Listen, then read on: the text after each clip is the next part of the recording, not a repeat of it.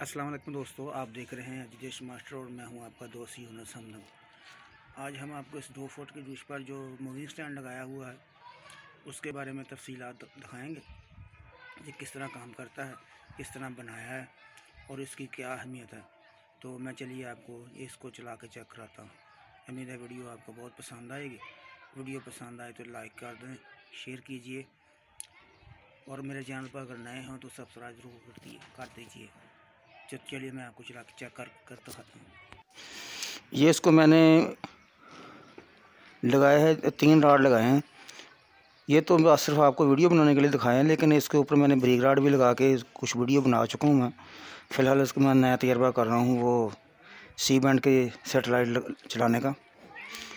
ये देख लें, सी बैंड के मैंने LLB लगानी है इसके ऊपर। और ये इसका बैक स्टैंड का,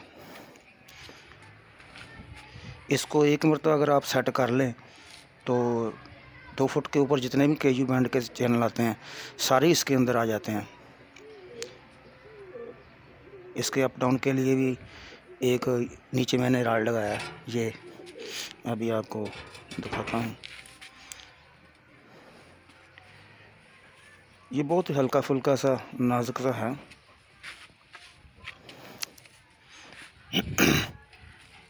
ये अप डाउन के लिए इसका राड मैंने यहाँ लगाया है। बस एक मरतबा इसको सेट कर लें। 2 फुट के जितने भी सेटेलाइट हैं सभी आप इसके ऊपर लगा सकते हैं। ये अप डाउन के लिए यहाँ लगाया है और लेफ़्ट राइट के लिए इसके पीछे ये लगाया मैंने। ये देखें ये किस तरह काम करता है।